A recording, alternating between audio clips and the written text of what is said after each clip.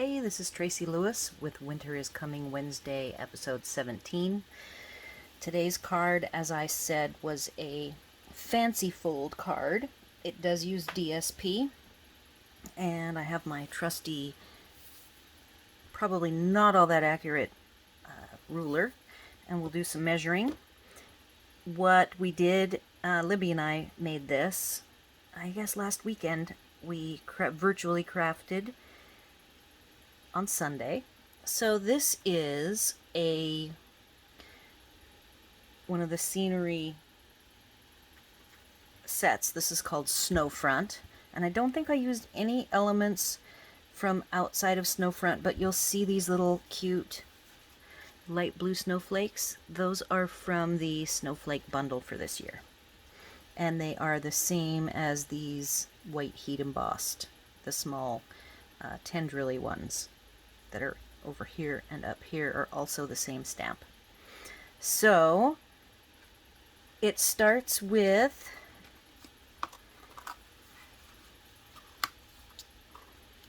a base A2 size, so 8.5 scored down the middle, 8.5 by 11. And then the trickiest part when you get to doing your DSP layer is figuring out at what height you need to cut your square. And you can see, if you look carefully, that mine is off by like a sliver, a 1/16.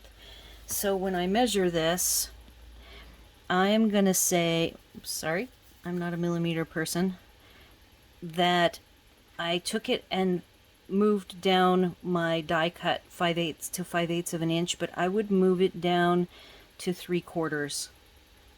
And then let's see if the side, and the side is 3/4. So what it looks like I did incorrect was when I did my all three sides matching, the two sides are, yeah, 1 3/4, are 3/4 of an inch. The top was not 3/4 of an inch. So you will want to measure and double measure that you have 3/4 all three sides, and then definitely tape down your die with washi. So I used the stitched layering circles, or sorry, squares at 2 1/8, and then I used the layering squares and chose the 2 3/8. So those are the sizes you'll want to dig out, or use whatever you have if you don't have them. 2 1/8, 2 3/8. I went ahead and used the blue faceted gems, the lighter blue ones, which I love. And then on the inside, it is a fold. The only thing I don't like about these cards in general, a fancy fold, is, and Libby has the same problem, you send somebody a fancy fold card and they don't really know how to work it. So I find when I open, this piece fills in the hole, and then when I open it, it's a little bit sticky, see here at the end. So, you make these, and sometimes people don't know when to pull or how hard to pull, but that's the only thing about this card I'm not really thrilled with, is how it sticks. The square inset sticks to the outside. So you make your scene. I actually used a full 8.5, and I scored it at 2-inch increments.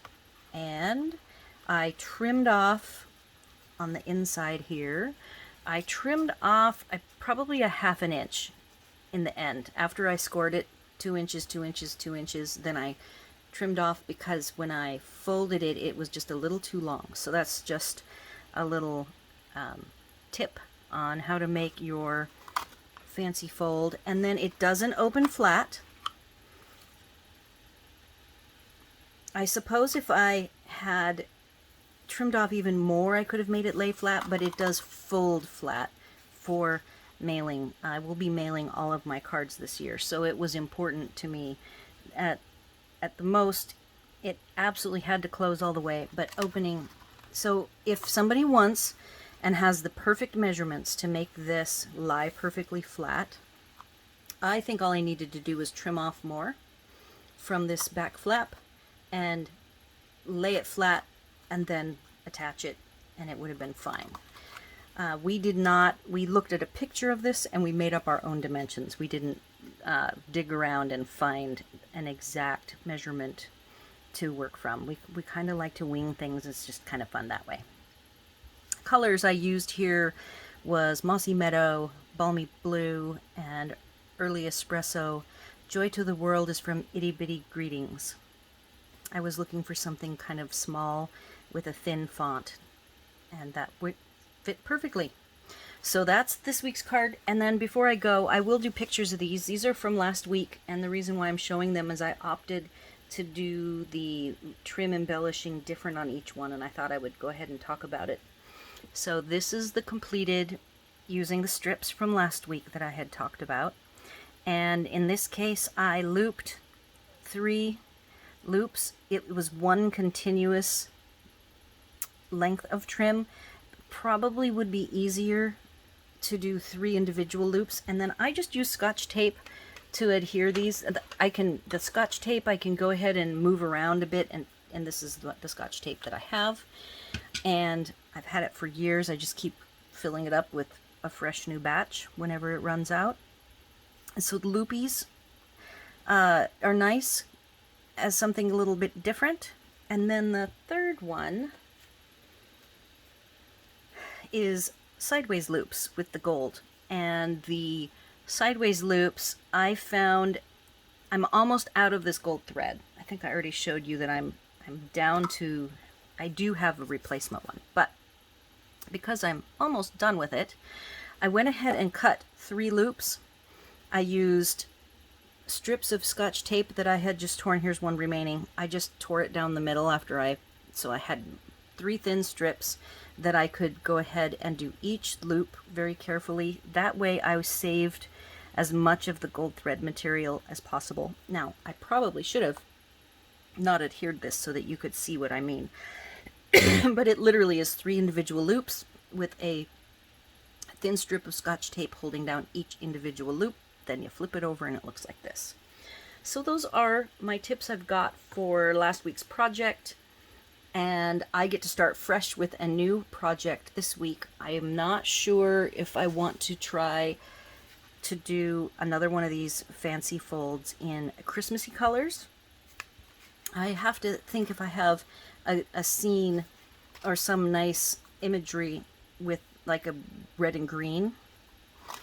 So it might be a brand new project. It will still be DSP. And I hope that this is giving you some great ideas to get to using your DSP that you've bought for the holidays.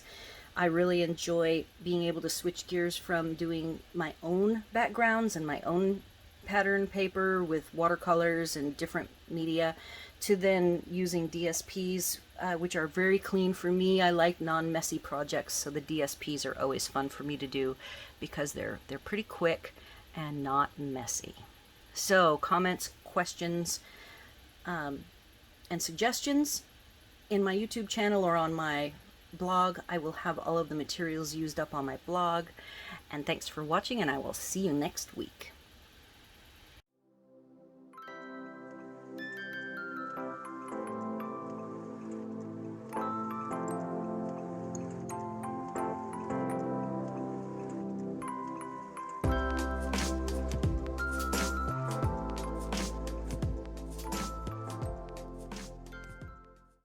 All of the products you've seen demonstrated today from Stampin' Up! Are available on my store at stuffandthings.com/shop, which redirects you to Stampin' Up!